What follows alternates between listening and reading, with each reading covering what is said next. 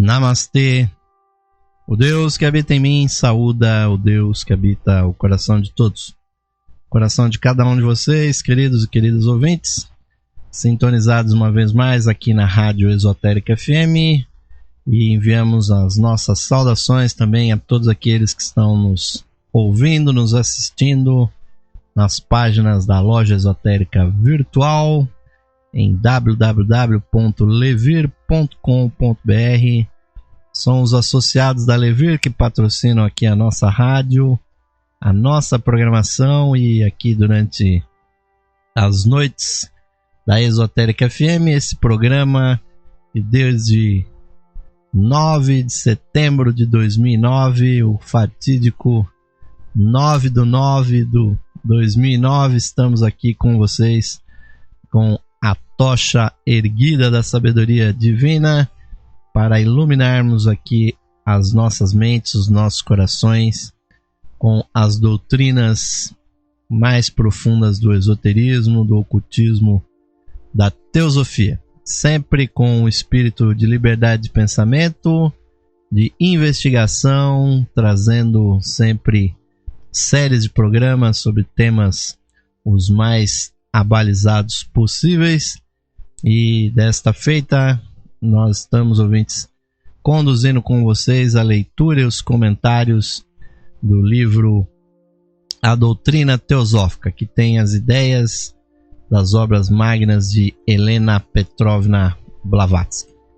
Enviamos também uma saudação aos nossos amigos e amigas que participam do nosso grupo no Facebook.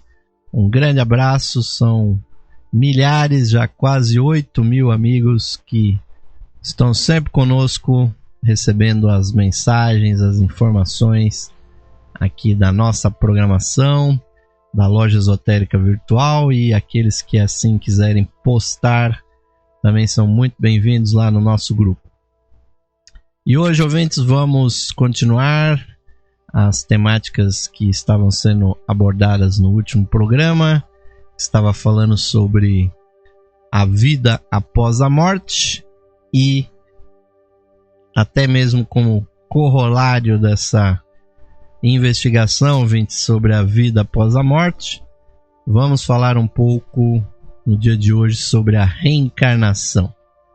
Esse que é, juntamente com a lei do karma, um dos grandes pilares, ouvintes, fundamental, coluna do templo da sabedoria divina, a doutrina do eterno retorno, do ciclo de vidas e mortes e o nosso retorno periódico aqui à matéria. Sobre ele, Madame Blavatsky diz o seguinte: alguém viajando no vagão de uma locomotiva pode adormecer profundamente e passar por várias estações sem a menor lembrança ou consciência disso. Despertar em outra estação e prosseguir a viagem, passando por inúmeros pontos de parada até chegar finalmente ao seu destino. E Blavatsky já mencionou aqui em outro ponto do livro 3 tipos de sono: o sono sem sonhos, o sono caótico e o sonho tão real que ao homem que dorme parece realidade efetiva. E se acreditais nesse último, o sonho vívido, por que não podeis acreditar no primeiro, ou seja, o sono sem sonhos?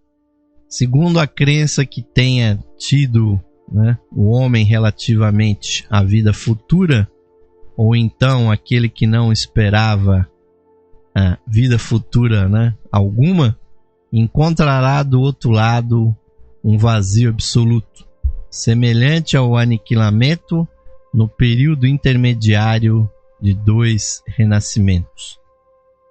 Vamos apresentar agora alguns fragmentos dessa doutrina misteriosa da reencarnação, como diferente da metempsicose. Doutrina essa que recebemos de uma autoridade na matéria. A reencarnação consiste na aparição do mesmo indivíduo, ou, melhor dizendo, na terminologia da época de Blavatsky, da sua mônada diversas vezes no mesmo planeta, e acontece quando a natureza, procurando restabelecer seu equilíbrio perturbado, lança violentamente na vida terrena novamente esta mônada, que foi lançada fora do círculo da necessidade em virtude de um crime ou de acidente. E ela cita, por exemplo, no caso de abortos, de crianças que morrem antes da idade certa, de idiotismo congênito e incurável, o desígnio original da natureza de produzir um ser humano perfeito foi interrompido e, consequentemente, muito embora a matéria grosseira de cada uma dessas entidades esteja condenada, no momento da morte, a dispersar-se pelo vasto reino do ser, o espírito imortal e a mônada do indivíduo, tendo esta última se separado para animar uma forma e o primeiro para derramar sua luz divina sobre a organização corporal, devem intentar pela segunda vez levar a cabo o propósito da inteligência criadora.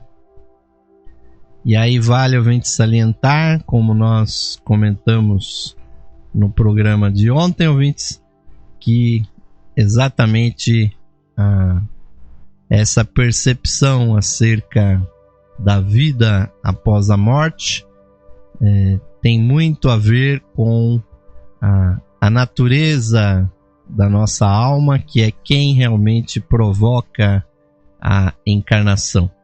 Nós nunca devemos olvidar que a vida não nos pertence, que primeiramente, ouvintes, nesse nosso sistema solar, a vida pertence, assim como toda a energia, todo o movimento que leva a acontecer a existência, pertence à mente de Deus, à mente divina.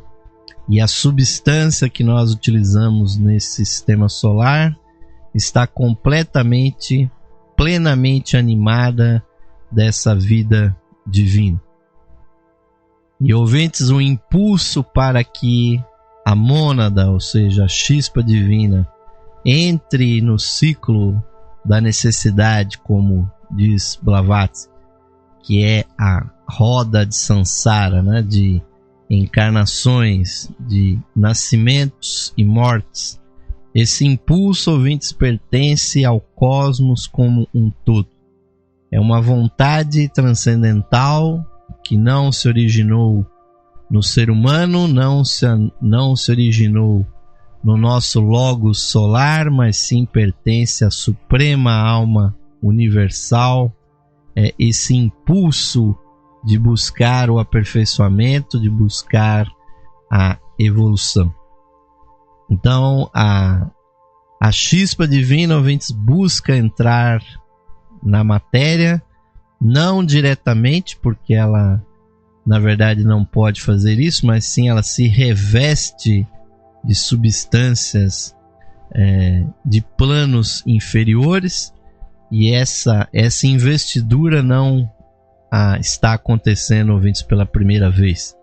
A chispa divina que está aqui no coração de cada um de nós está peregrinando há muito e muito tempo, e ela já se envolveu, ouvintes, de matéria, de substância, em incontáveis, ouvintes, esse aqui é o termo correto, inumeráveis vezes, ocasiões em que ela se projetou, e inclusive tendo formado um núcleo intermediário de consciência, que é a alma, né? Há que se fazer essa distinção entre alma e espírito. Para a teosofia, espírito é a chispa divina, a mônada, está absolutamente unida à consciência divina e que não entra diretamente em contato com a matéria. O que entra em contato, ouvintes, com os corpos inferiores, e aliás de uma maneira muito imperfeita, é a nossa alma.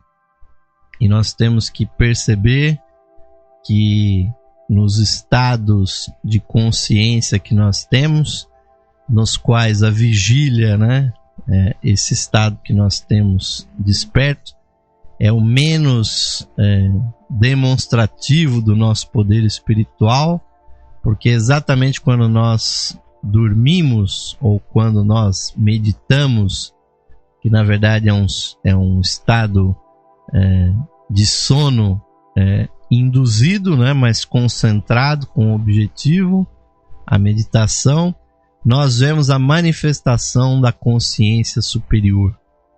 Os sonhos, na verdade, ouvintes, são demonstração do poder interno que a nossa alma possui, porque a alma tenta se comunicar com o corpo através dos sonhos. Se nós anotássemos os nossos sonhos, nós perceberíamos que há ali uma linguagem, que há uma comunicação, e hoje há até muita estatística a esse respeito. Sempre os psicólogos tentam encontrar ali situações recorrentes, mas cada um, na verdade, acaba tendo uma simbologia própria. E esse ciclo, ouvintes, que nós estamos envolvidos, para nós que pertencemos à humanidade, ele envolve exatamente o retorno recorrente até a matéria. Mas nós vemos que, aparentemente, a natureza às vezes comete alguns enganos. Aparentemente, estou dizendo, acontecem coisas que são inexplicáveis e até a própria intervenção do próprio ser humano. Quando nós vemos uma criança que tem uma má formação do feto e esse feto perece, morre ainda no útero da mãe, ou quando há um aborto espontâneo, e até mesmo quando o ser humano inadvertidamente provoca o aborto, ouvintes, na verdade aquela alma, aquele espírito que estão ali, eles têm toda uma energia que, ouvintes, vai fazer com que, mesmo que o corpo tenha sido destruído, eles permanecem no astral aguardando uma oportunidade próxima de realmente encontrar o seu caminho até a matéria novamente. Porque é muito difícil de reunir todas as pessoas que precisam esgotar os seus karmas. Então, normalmente, as almas se encarnam em grupos. Nós vemos as pessoas encarnarem em grupos numa mesma época e também saírem do plano físico em épocas muito parecidas. Então, continua aqui Blavatsky nesse tópico. Quando a razão foi desenvolvida até o ponto de adquirir atividade e discernimento, não tem lugar a reencarnação nesta terra, porque se já conjuntaram umas com as outras as três partes do homem tríplice. E este então encontra-se em condições de iniciar sua marcha. Porém, quando o novo ser não passou além de sua condição de mônada, ou quando, nos casos de idiotia, a trindade não se completou, a centelha que ilumina deve entrar novamente no plano terrestre, posto que sua primeira tentativa incorreu em fracasso. De outra forma, as almas divina ou imortal ou astral, não poderiam progredir do mesmo modo e passar para a esfera superior. O espírito percorre uma linha paralela à da matéria, e a evolução espiritual caminha harmoniosamente com a física, ao nosso plano físico. Isso às vezes é difícil de compreender, ouvintes, que realmente muitas pessoas nos indagam, né, após as palestras, aquela pergunta que é tão grande que talvez exigiria uma resposta também tão grande, mas nem sempre nós podemos dar uma resposta tão abarcante quanto a pergunta, né? Que é exatamente aquela: por que o espírito faz esse mergulho na matéria, ouvintes? E sumarizando, a resposta é que cada um de nós, ouvintes, enquanto chispas divinas, estamos percorrendo um caminho que visa nos transformarmos em seres cósmicos. E todo o processo começa aqui, nesse atual estágio que nós estamos, ouvintes, que é o estágio humano. Por incrível que pareça, e para nós não valorizamos muito essa condição humana, é importantíssima essa nossa atual passagem pela Terra, e inclusive seres que estão paralelamente à nossa evolução, como os anjos, eles também têm uma individualidade como a nossa, só que eles não exacerbam, não se fixam naquilo que muito nos agrada como seres humanos, que é essa situação, esse poder que nós temos, que chamamos de livre-arbítrio, né? De que nós poderíamos fazer exatamente o que nós quisermos nesse mundo, mas qualquer pessoa inteligente sabe que há, ouvintes, no universo, limitações. Nós não podemos realmente fazer na nossa vida exatamente o que nós queremos em termos mais amplos, porque nós estamos envolvidos com outras pessoas, e vendo num ponto de vista espiritual, nós estamos envolvidos com todo o planeta, com toda a vida. Então a livre vontade, ouvintes, a livre escolha da pessoa não pode escolher destruir a si mesma, destruir o seu semelhante. Não é possível destruir o planeta, nem o sistema solar. O que o ser humano pode fazer é entender e contribuir para o progresso desse sistema. Na verdade, o que está à nossa disposição é pisar ou não no acelerador da evolução. Os seres que se colocam contra a consciência divina, contra o processo evolutivo, eles se prejudicam muitíssimo, porque é exatamente a única condição que leva ao fracasso do estágio evolutivo humano é trabalhar contra a lei da evolução, é trabalhar contra a evolução de outras pessoas, se fixar no egoísmo, se transformar verdadeiramente num mago negro, o que felizmente é uma coisa muito rara no mundo. O que existe mais, na verdade, são magos cinzas, né? Nos infinitos tons de cinza que existe dentro desse egoísmo, ouvintes, pois essa cor escura do cinza, do preto, quando surge na aura do indivíduo, indica exatamente muito egoísmo, muita fixação em si mesmo. E Blavatsky nos fala a seguir sobre 3 classes de encarnações, né? Sobre isso ela nos fala: vieram ao mundo em sua época respectiva os mestres que, como Gautama Buda ou Shankara e Jesus, tinham por missão salvar o bem e destruir o mal. E assim se diz, ou dizem desses seres, né? Eu nasço a cada tempo, e todos nascem pelo mesmo poder. Esse tipo de encarnação, né?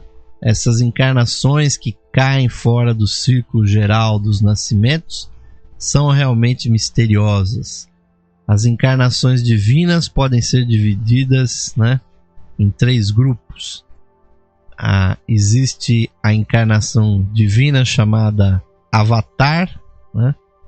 E então as tipologias de avatares, né, são a dos Nirmanakayas, ou mestres que renunciam ao Nirvana com o objetivo de auxiliar a humanidade, e as encarnações naturais da massa em geral, sujeita à roda de nascimentos e mortes. O avatar é uma aparição, né? O surgimento de um ser que poderíamos chamar uma ilusão especial dentro da ilusão natural produzida por Maya, né? Ou seja, a manifestação geral de todas as coisas. O mestre avatar, né, renasce com o concurso da vontade e arbítrio consciente. Porém, o comum, que somos nós, né, obedece à grande lei da dupla evolução inconsciente. Ou seja, há certos momentos, ouvintes, em que a humanidade necessita, merece a presença da própria luz divina sobre a Terra. E esse é o momento do surgimento de um verdadeiro avatar, de um salvador do mundo, e periodicamente também o próprio instrutor do mundo, o Divino Cristo, ele toma normalmente um corpo de um discípulo, não de uma forma excludente, não de uma forma violenta. Normalmente os discípulos que fazem esse processo são altamente treinados, altamente purificados, e foi esse o caso que aconteceu com o Mestre Jesus. Além dele ser um ser espiritualmente extremamente elevado, extremamente preparado e purificado, ele fez o sublime sacrifício, ouvintes, de nos últimos anos de sua vida ceder o seu veículo físico para que o espírito do instrutor do mundo pousasse sobre ele e durante 3 anos ensinasse aos discípulos e, por conseguinte, acabou instruindo a própria humanidade. E nós temos que compreender que, mesmo tendo se passado 2000 anos desse advento fantástico do Mestre Jesus, o poder do seu pensamento, unido ao do pensamento do instrutor do mundo, venceram as barreiras do tempo e do espaço e ecoam até hoje com força. Também é do príncipe Gautama, do Senhor Buda e de tantos outros sábios que também estiveram no passado encarnados, né? Então, a doutrina sobre isso, Blavatsky nos diz, das encarnações divinas, sempre que a humanidade está em vias de fundir-se no materialismo e na degradação moral, um espírito supremo se encarna em sua criatura escolhida para atingir o seu objetivo de retirar a humanidade dessa ignorância. Aquele que é, entre aspas, o mensageiro do Altíssimo, une-se com a dualidade da matéria e da alma, e tendo sido completada a trindade por meio da união de sua coroa, nasce um Salvador que ajuda a humanidade a voltar à senda da verdade e da virtude. A primitiva igreja cristã, totalmente impregnada da filosofia asiática, teve evidentemente a mesma crença. De outra forma, não teria estabelecido como artigo de fé um segundo advento, nem inventado astutamente a fábula do anticristo como precaução contra possíveis encarnações futuras. Nem sequer puderam imaginar que Melquisedeque era um avatar de Cristo. Teriam tão somente que recorrer ao Bhagavad Gita, o Canto do Senhor, né? Uma parte dos livros sagrados em hindus, para encontrar Krishna ou Bhagavad dizendo a Arjuna, abre aspas, aquele que me segue se salva pela sabedoria e também pelas obras. Assim que a virtude decai no mundo, eu me manifesto para salvá-lo. Ou seja, a doutrina da vinda do instrutor, do salvador do mundo, ouvintes, não foi a primeira vez com Jesus que isso aconteceu, que ela veio a se manifestar, mas já era pregada e conhecida pelos budistas e pelos hindus principalmente. E nos continua dizendo Blavatsky que na verdade é mais difícil deixar de parte esta doutrina de encarnações periódicas. O mundo não presenciou em grandes intervalos a aparição de grandes caracteres, né? Grandes personagens, tais como Krishna, os Buda, Sakyamuni e Jesus. Da mesma forma que os dois últimos, Krishna parece ter sido um ser real divinizado pela sua escola, em algum período dos albores da história e adaptado à forma do programa religioso sancionado pelo tempo. Comparem-se os dois redentores, né? Krishna e Jesus, né? O redentor hindu e o cristão. E Krishna, obviamente, precedendo ao outro em alguns milhares de anos.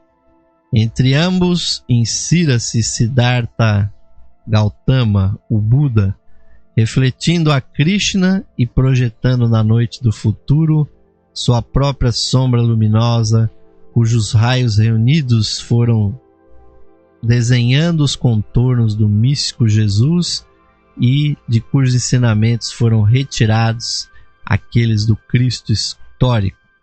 E nos encontraremos como que sob uma roupagem de poéticas lendas que tenham feito viver três figuras humanas reais. O mérito individual de cada um deles é relevado, mais que por qualquer outra coisa, por esse colorido místico, posto que a nenhum caráter indigno a multidão teria elegido para a deificação. Instinto popular tão infalível e justo quanto livre. Pois, como diz a sabedoria popular, vox populi, vox Dei.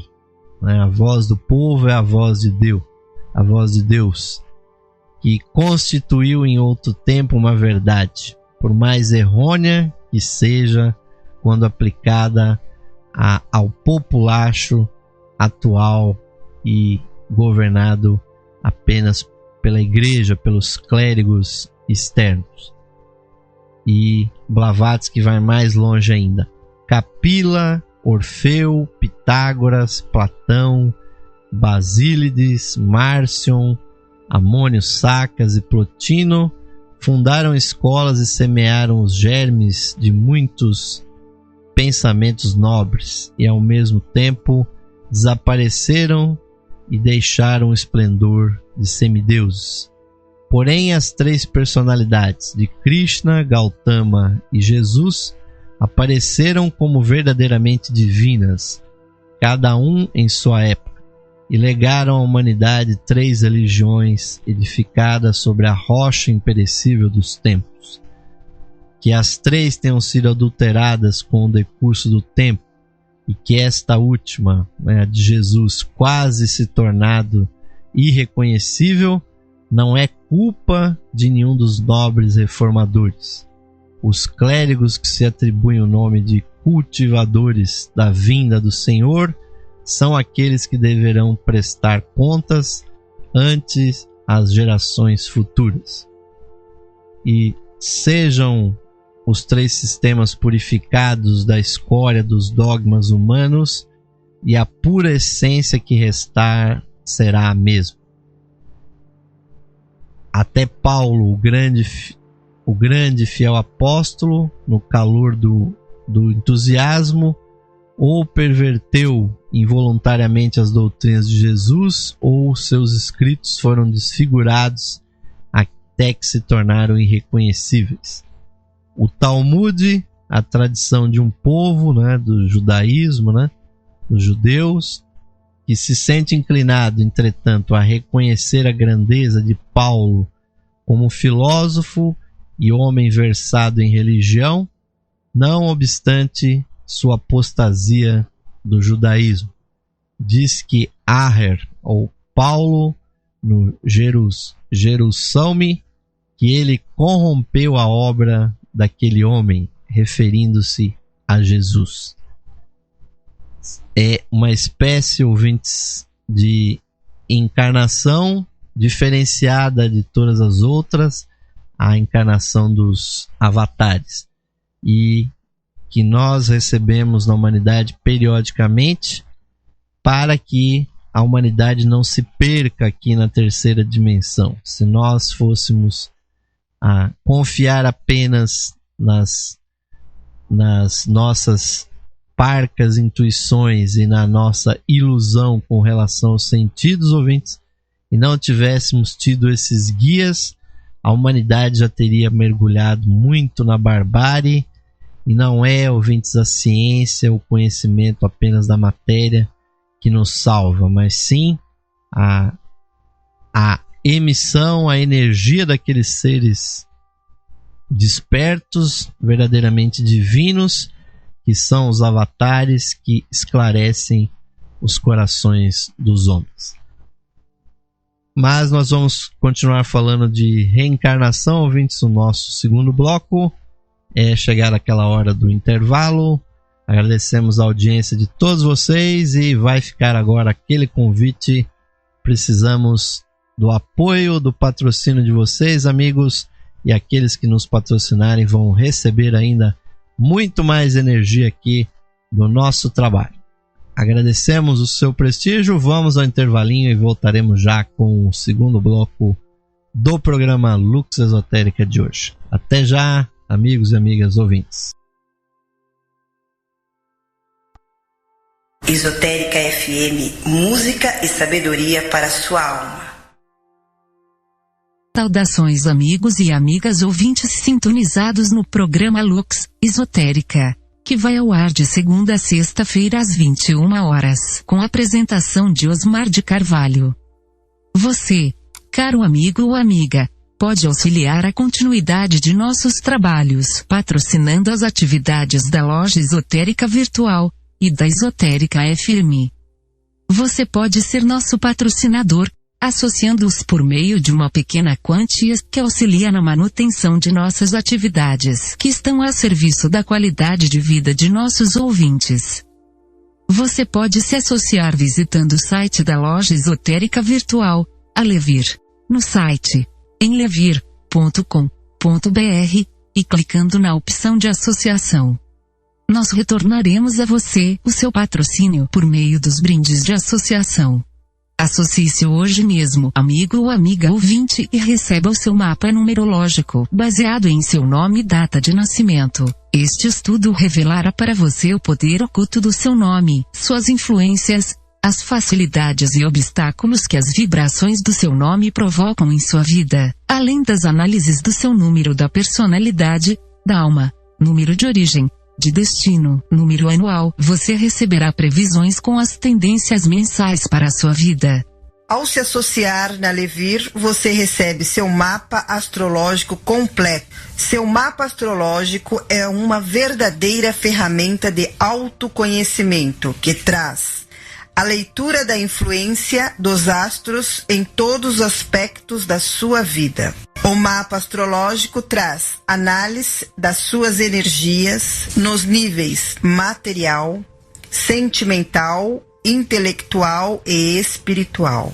O mapa astrológico que você receberá contém a interpretação do signo solar, seu ascendente, os planetas nos signos astrológicos, as casas astrológicas, aspectos e trânsitos planetários, progressões secundárias e previsões da revolução solar deste ano. Um mapa completíssimo com cerca de 30 páginas para sua leitura e autoconhecimento. Além do seu mapa numerológico, ao se associar você receberá também um CD com todas as conferências disponíveis no site da Loja Esotérica Virtual. São mais de 300 palestras tratando dos mais diversos assuntos espiritualistas, que você poderá ouvir no seu computador, ou no seu equipamento de áudio portátil.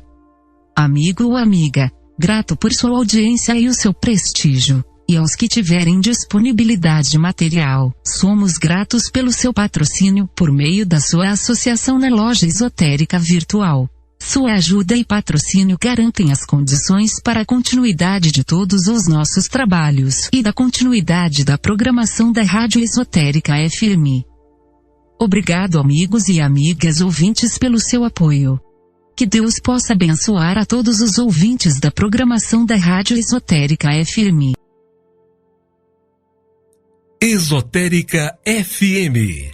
Música e sabedoria para a sua alma.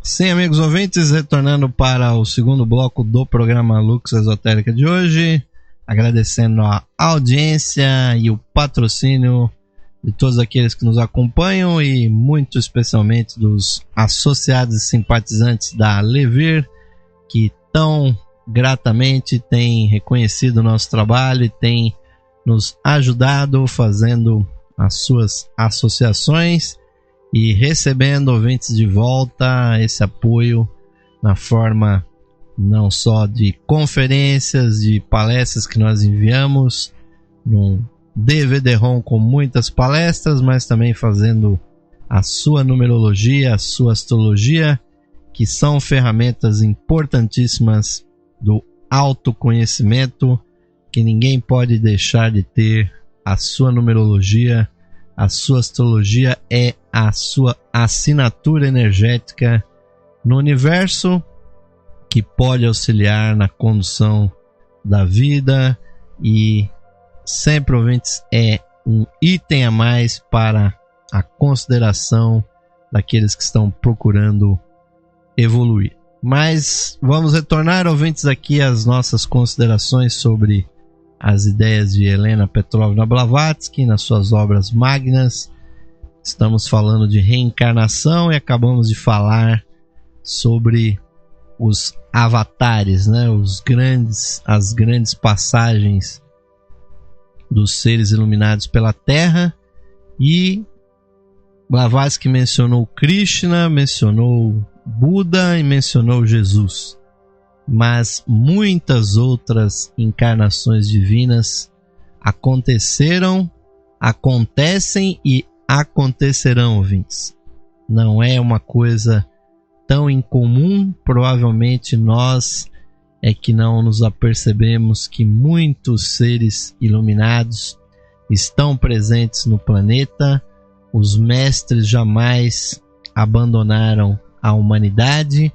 Eles só não estão ocupando cargos públicos nem posição de destaque na sociedade humana, o que seria realmente muito perigoso, haja vista o que aconteceu principalmente com o Mestre Jesus, que foi perseguido, foi destruído, ceifando, ouvintes, não só uma vida física, mas sim a presença de um grande instrutor do qual nós poderíamos ter aprendido muito mais. E esta é a sina dos grandes iniciados. A humanidade não sabe recebê-los, não sabe recepcioná-los e dar condições para o seu trabalho. Muito pelo contrário, os grandes iniciados têm sido sempre perseguidos, têm gerado ódio, têm gerado esses descalabros, essas perseguições que a própria Madame Blavatsky também sofreu. Ela que teve inclusive que adotar aquela prática muito comum entre os ciganos de ficar se mudando de um lugar para outro, de um país para o outro, porque ela era sempre atacada, porque aqueles que querem manter o status quo, né, daquele controle religioso, do controle espiritual sobre as populações, não apreciam de forma alguma pensadores como foi Madame Blavatsky, que colocam o dedo na ferida, que não só falam de uma sabedoria transcendental, mas também demonstram por A mais B que muitas vezes o ser humano escraviza o outro ser humano, não só pelo aspecto físico, não só pelas necessidades básicas que o ser humano tem, mas também pela espiritualidade.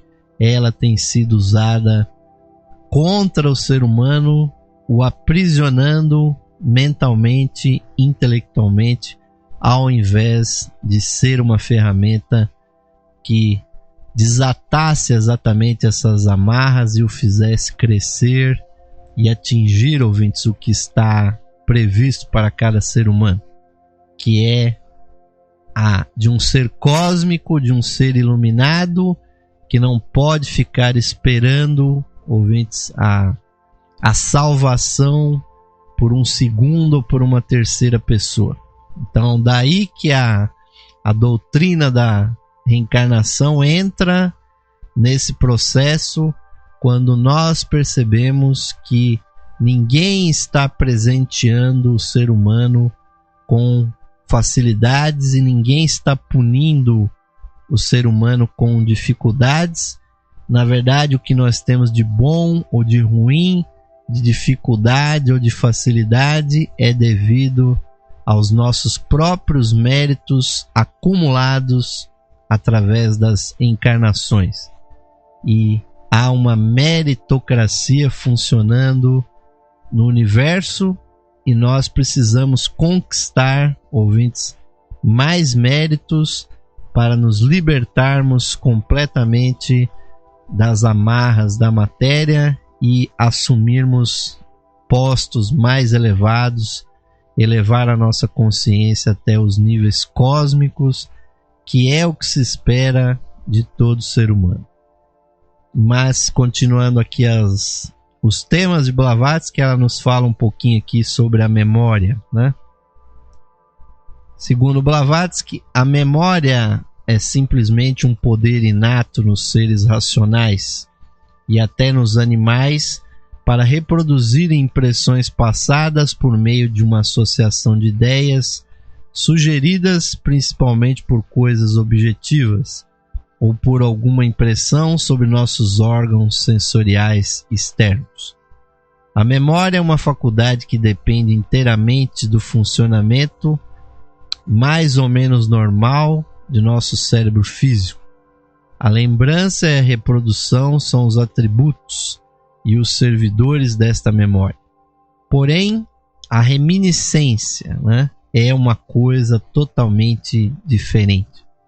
O psicólogo moderno define a reminiscência como algo intermediário entre a memória e a reprodução de um processo consciente pelo qual se recordam os fatos passados, porém sem aquela referência completa e variada de objetos determinados caracterizados pela reprodução.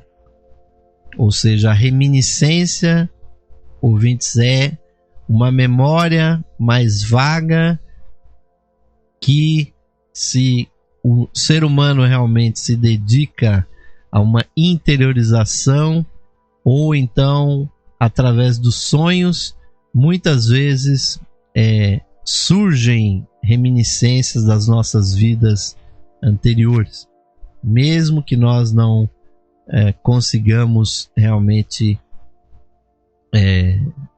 fixar isso de uma forma muito clara, sem saber que época que foi, mas principalmente as pessoas que meditam sabem que há certas imagens, há certos comportamentos que nós manifestamos, certas preferências que são reminiscências da nossa vida passada. E Blavatsky continua aqui. O ocultismo e a teosofia consideram a reminiscência a partir de um ponto de vista completamente distinto. Para nós, a memória é física e passageira e depende das condições físicas do cérebro. Proposição fundamental entre todos os professores de mnemotécnica, né, que é a ciência, né, da gravação da memória. E, além disso, pelas investigações de psicólogos modernos. Porém, a reminiscência é a memória da alma. Essa é uma ótima denominação para a reminiscência, é a memória da alma. Essa memória é que dá a todos os seres humanos, compreendam ou não, a certeza de ter vivido anteriormente e a de ter de viver uma vez mais.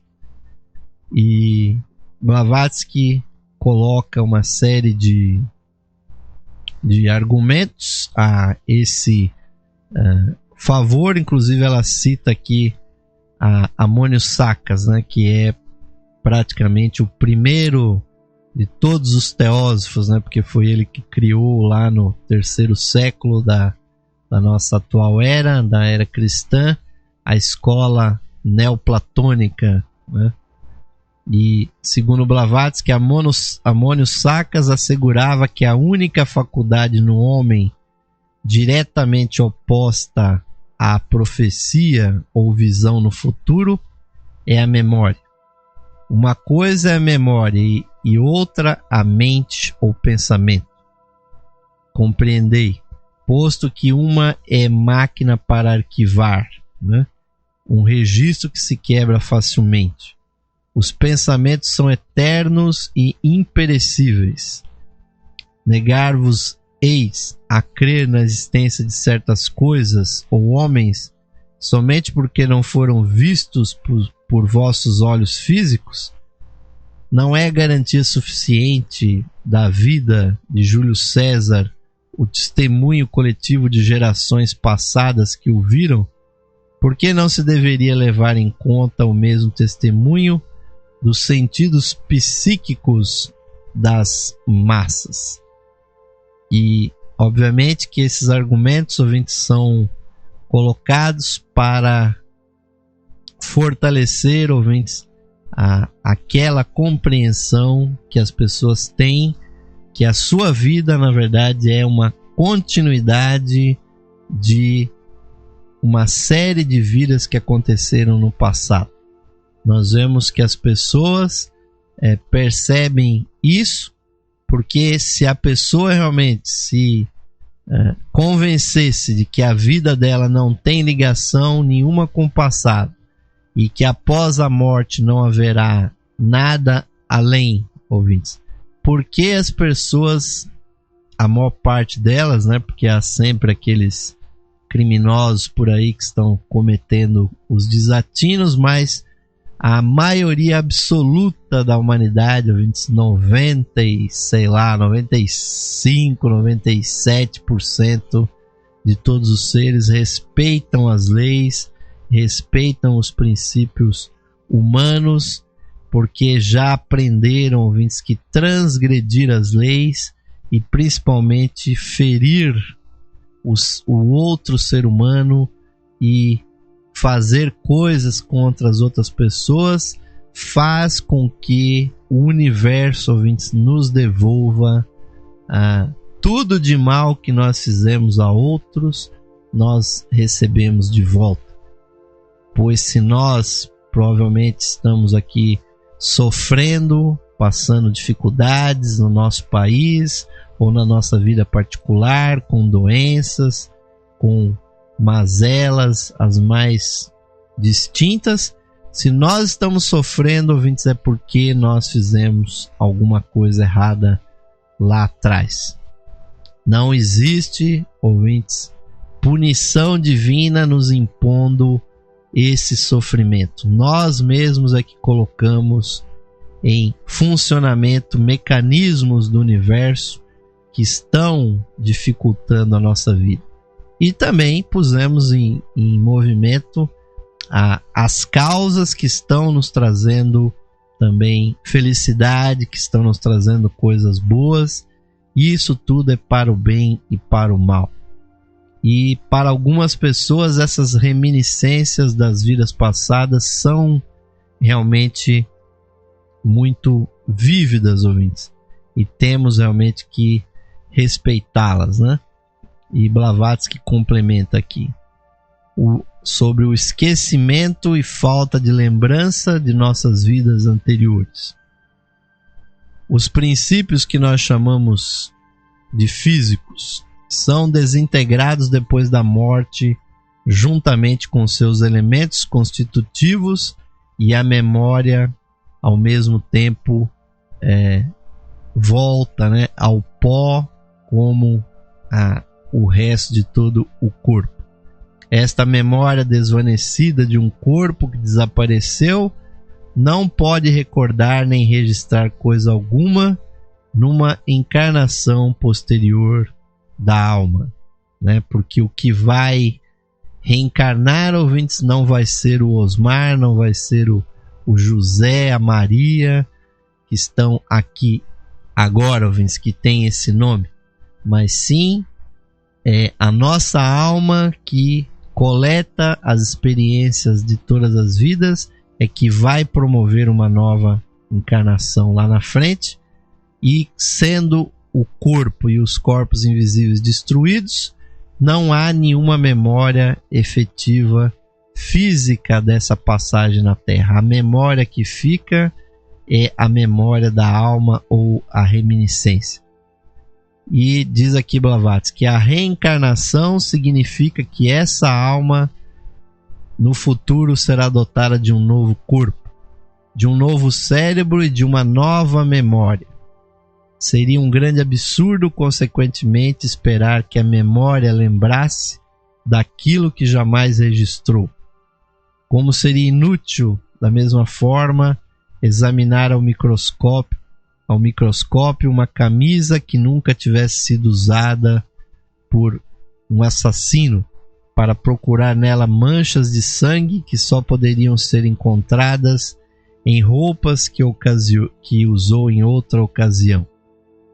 Não é a camisa que deve ser analisada, mas a roupa que vestia quando executou o crime, e se esta foi queimada ou destruída, como a poderíamos encontrar?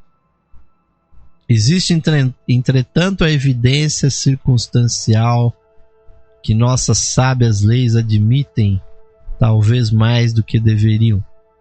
Para convencer-se do fato da reencarnação e das vidas passadas, deve-se interrogar a própria alma, né, ao próprio eu superior real e permanente, e não a memória física cerebral que é passageira.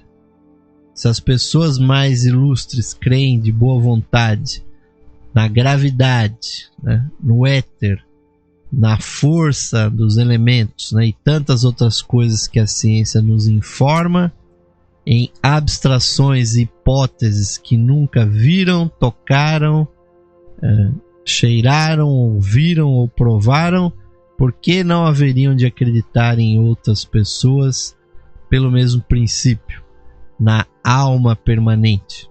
esta hipótese muitíssimo mais lógica e importante que nenhuma outra.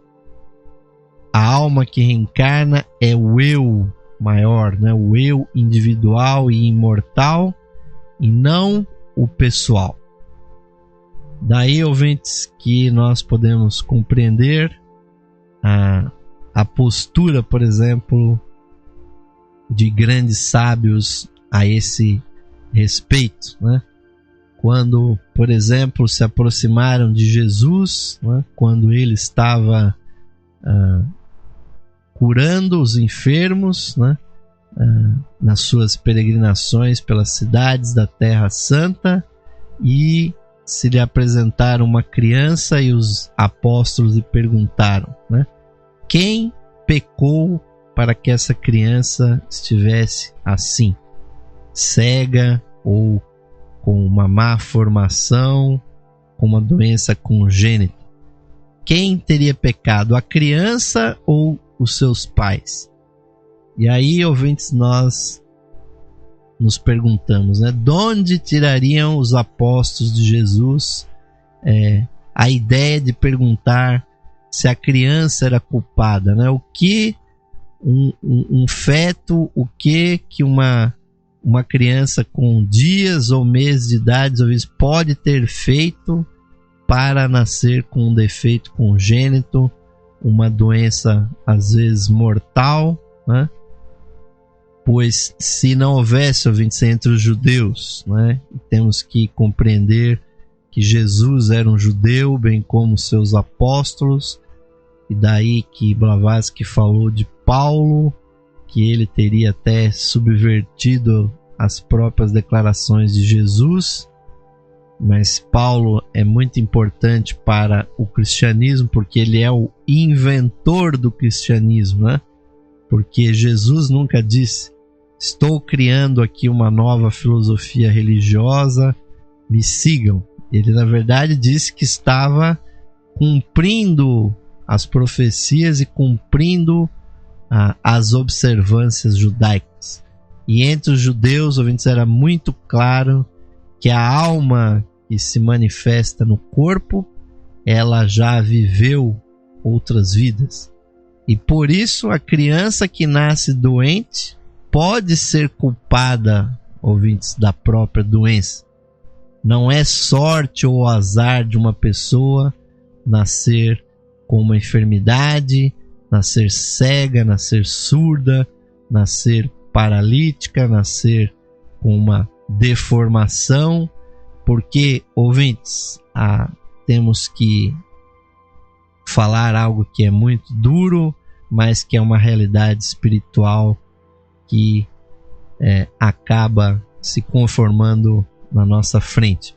Quando o indivíduo faz o mal, ouvintes, quando o indivíduo limita a vida de outros seres humanos, de outros seres da natureza também, e mutila o corpo de outras pessoas, quando comete crimes, assassinatos, conspirações que causam sofrimento a outras pessoas, infelizmente, muitas vezes, a única solução que a lei do karma tem para impor à pessoa o resgate kármico dessas coisas tão negativas, ouvintes, é impor a ela uma vida de limitações nos seus poderes físicos.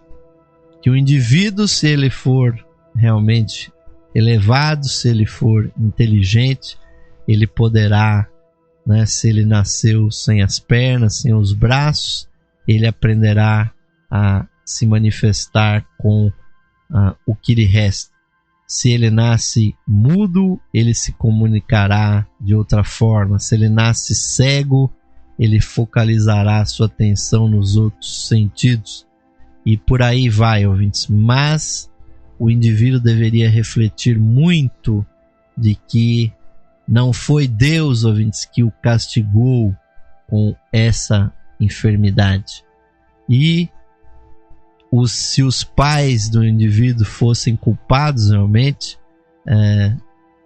é uma outra possibilidade, ouvintes. Mas o fato é que Jesus disse para os apóstolos, né, que aquela criança nasceu enferma para que se cumprisse os desígnios de Deus nela.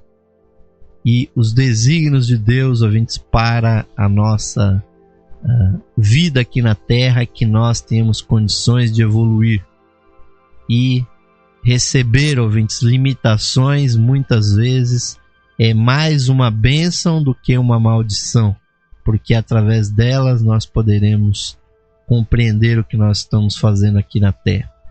Então a reencarnação, ouvintes, e a memória dessas vidas passadas, como bem disse também Jiddu Krishnamurti, né? Perguntado se ele acreditava em reencarnação, ele disse uma coisa que poderia dar um nó na cabeça de muitas pessoas e até nas nossas. Ele disse: a reencarnação não existe, mas ela é um fato. Porque, ouvintes, obviamente não vai ser esse corpo que está aqui vivo hoje, ouvintes, que vai sair das catacumbas ou vai reconstituir da poeira de uma cremação e vai nascer de novo. Mas o fato que se demonstra, ouvintes, é, como diria J.R.R. Tolkien, é a continuidade da informação. A informação não pode se perder. Ela tem que continuar. A ciência já provou por A mais B que a energia não pode nem ser criada nem destruída.